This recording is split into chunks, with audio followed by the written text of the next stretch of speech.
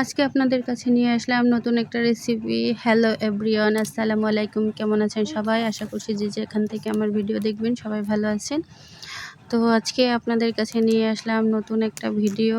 আর এটা হলো একটা কাঁকড়া কাটিং থেকে শুরু করে পরিষ্কার করা এবং হচ্ছে রান্না সম্পূর্ণটাই থাকবে। তো আশা করি আপনারা সাথেই থাকবেন।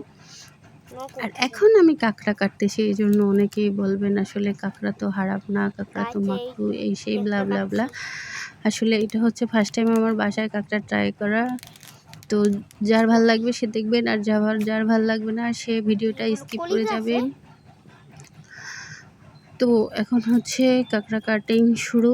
আসলে আমিও তেমন ভালো কাটতে পারি না, ইউটিউব দেখে দেখে ঘেটে ঘেটে। প্রথমে বলছি এটা হচ্ছে ফার্স্ট টাইম আমাদের বাসায় কাঁকড়া আনা।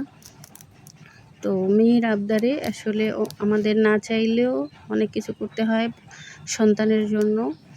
তো মেয়ে হঠাৎ করে হচ্ছে বাজারে কাঁকড়া দেখার পরে তার খুব ইচ্ছা হলো কাঁকড়া খাবে।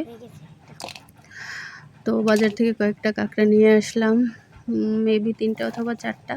তো কাঁকড়ার পাগুলো আসলে বড় যে পাটা সেটা বাঁধা থাকে রশি দিয়ে, কারণ এগুলো জীবিত থাকলে আপনাকে কামড় দিবে পা থেকে।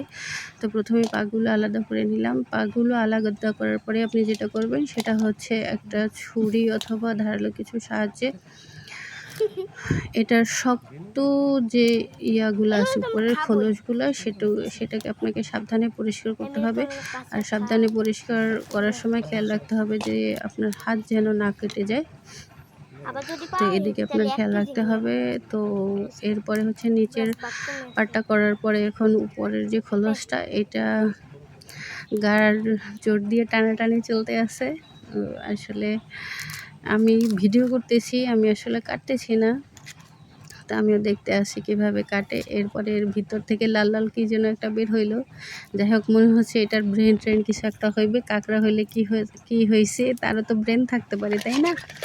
তো এখন হচ্ছে ধোয়ার পালা। আসলে এটা অনেকক্ষণ লবণ দিয়ে ধোয়ার পরে লেবু পাতা এনে দিল আমার মেয়ে। তো লেবু পাতা দিয়ে ধুইলাম। এরপরে এটার মধ্যে যত সব মশলা আছে সব মাখাইলাম। মশলাগুলো আপনাদেরকে দেখাইলাম না, ধরে নেন আমরা সিক্রেট মশলা ব্যবহার করছি। এরপরে ফ্রাই প্যানে তেল দেওয়ার পরে একটা একটা করে ভালো করে সবগুলোকে ছড়াই দিতে হবে, একসাথে দিলে কিন্তু হবে না।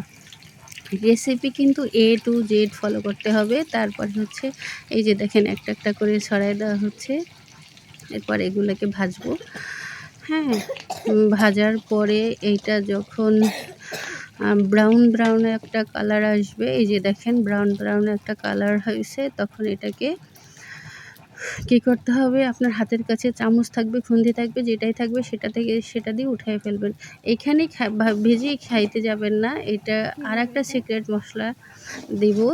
দেওয়ার পরে সেটাকে চামচ দিয়ে, যেহেতু হাতের কাছে খুন্তি পাচ্ছিলাম না, চামচ দিয়ে নাড়াচাড়া করে কাঁকড়াগুলো ঢেলে দিবেন। ঢেলে দেওয়ার পরে যখন এরকম কষা হয়ে আসবে, তখন এটার মধ্যে সিক্রেট সস দিয়ে দেবেন।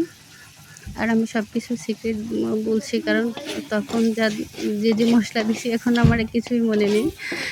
তো হচ্ছে যখন এটা নাড়াচাড়া ঝাঁকানাকা করে নাড়াচাড়া করবেন। নাড়াচাড়া হয়ে যাওয়ার পরে এই হয়ে গেছে আমাদের কাঁকড়া রেডি।